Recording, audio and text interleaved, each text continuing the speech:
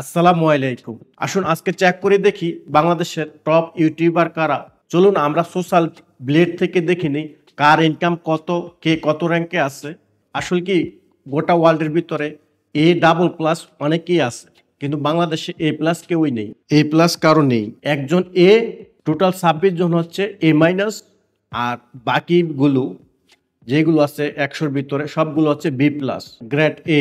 দেখি তার আর্নিং কত পার মান্থলি। যে একজনের লিস্ট এ আছে জুয়েল চৌধুরী, তার পার মান্থলি ইনকাম কত আমি দেখি। আচ্ছা, সে পার মান্থলি ইনকাম করে প্রতি মাসে তার মান্থলি আর্নিং 1,36,000 মানে $1,36,000, প্রায় 1 কোটি ঊর্ধ্বে।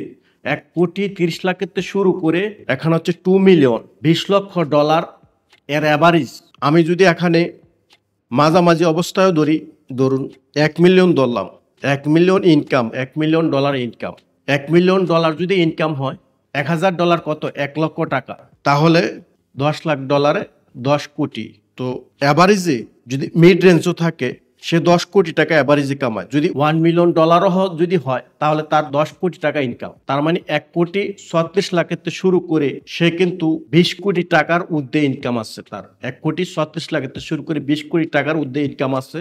আমরা যদি মিডল সাইডে রাখি মার্ক চিহ্নটা, সেক্ষেত্রেও $1 মিলিয়ন, যেটা কনভার্ট করলে 10 কোটি টাকা হয়ে থাকে। তারা প্রত্যেকে শ্রম দিছে এবং কঠোর স্ট্রাগল করে পরিশ্রম করেই কিন্তু এই জায়গায়